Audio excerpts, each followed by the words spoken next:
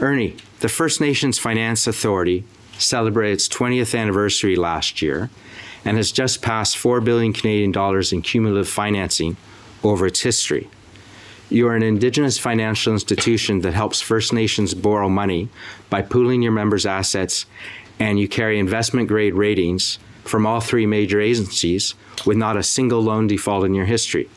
Can you tell us a little bit about the FNFA, how far it has come, how things have changed in the last 5 years, and where you see it going in the next 5? Yeah, thank you. Well, first of all, I want to thank you for the prayer. Always nice to hear that from you. And I want to acknowledge all of our Canadian fellow First Nation Indigenous people that are here with us today, and to the people from UK. Really happy that you're here sitting and listening to us talk about what's really important for us. And I want to acknowledge my fellow panel members and organizers. You guys have done an amazing job for the third year. You know, when I think about the FNFA being the first Indigenous sponsor, it means a lot. This is the reason why we chose to do it. That this is where we need to be. This is the type of conferences that we need to sponsor. Being a First Nations debt issuer, probably one of the only ones in the world that are doing it pretty successfully in the last 10 years. I just want to, I'll start with what kind of just recently happened. 2 weeks ago, yesterday, I guess, we issued our 15th bond, our 15th debenture successfully into the markets. It was oversold. Our First Nation bonds, First Nation Finance Authority bonds are completely oversold every time we go and issue. So that was really good. So getting up to 15 from where we've been. So in 2014 is when we issued our first bond for $90 million.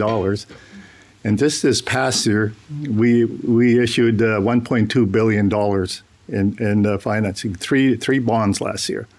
And this year, we're expecting to issue around just over $2 billion. So that's quite a steep, if you look at it from the growth rate. So what does that tell you? It tells you a lot. It tells you that First Nations are really involved and engaged, and they're looking for capital that they can place that will be more affordable for them to undertake their projects. And so you think, okay, well, what kind of projects? Well, the projects are really important, but I think it's the results you get from the program that are more important, because in my experience, every dollar and every revenue that a First Nation receives from their projects goes back into their community. It addresses the social needs, the economic needs of the community, creates jobs, it creates opportunities, and it puts us in a position where we're managing wealth. And that's really, really important.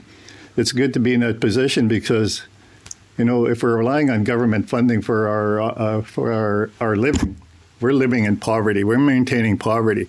So I think that's what's really important. The other thing, 2 weeks ago on April 1st, is we celebrated our 20th anniversary of the First Nation Fiscal Management Act that received royal assent from Parliament. So the FNFA is a piece of federal government legislation, and arguably, it is probably the most successful legislation that the federal government put in place that's positively impacting First Nations from a social, economic point of view. And so the First Nations Finance Authority, the only one of its kind that exists in the world today, we know that because other countries where there's Indigenous populations want to do the same thing that we're doing. So we're a debt issuer. And like Mark said, we have 3 credit ratings. They're all AA ratings. I have to say that yesterday we met with a number of investors here in the UK. Really good meetings. One of them was actually buying our debt already, which was really, really good, really positive, right? So, but they're really interested in our story. And I think that's what is, if you listen to everybody here and the next day, throughout the day, it's about the story that we're talking about, the story that we're bringing, and how it's impacting our communities. And if it's impacting our communities positively, you can bet that it's impacting Canada 100%. So Canada benefits every time a First Nation makes an investment. It spends $1 in one investment. Canada invests positively with job that's being created and the economic wealth that's also needed in our country. And it creates project certainty for projects that are on the books. So, I'm sitting here. I'm very, very happy to be here. But I'm, as an Indigenous person, a First Nation person, hailing from the Northwest Territories. I'm from the Salt River First Nation in the Northwest Territories. It's in the town of Fort Smith, in and around the town of Fort Smith. And guess who else was born in Fort Smith? If anybody doesn't know. So. I have to tell them. Okay. Okay.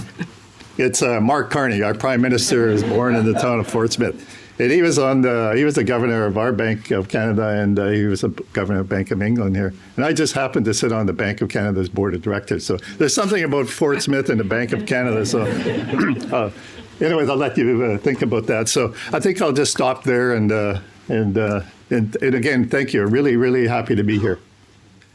Ernie, I'm curious, what types of investors are most interested in FNFA's bonds and debt? It's really interesting. The type of investors they're institutional investors, of course, so life insurance companies, repo reinsurance, and central banks. We have central banks from many parts of the world that are buying our bonds, from Asian countries to the Middle East to Europe and the U.S. and Canada. So that's who's buying our bonds. So every time we issue a bond, we're oversold. So it means that if we had more to issue, it'll be bought, which is a really good thing because when First Nations have a need for projects, like for financing for projects, well, the First Nations financing with our track record, we can go and get it. We can get that debt. You can be rest assured that we'll get that debt. And we're going to get it at a really good cost. We're AA rated. And our discussions with investors here in the UK yesterday, it's interesting. They like the 5-year sweet spot. We like the 10-year fixed rate. Last year, I just have to say also, last year we had a really good year. We issued 3 bonds. We issued one 10-year, one 5-year, because we listened to what investors were asking. They were asking if we would do a 5-year. So we did our first 5-year, and we did our second one just recently. We did a 30-year fixed rate for a project that's longer term in nature, and that's generating revenue. So, you need stability. You need budget certainty when you're forecasting 30 years. 30 years, how many economic cycles are in 30 years? In today's world, it's probably we're getting an economic cycle every week, right? So, I can't keep track of that, but that's what's important. So that's who's really buying our debt. So it's international, it's global. So our debt is highly recognized. And it really helps to have no defaults and a proven track record. Thank you.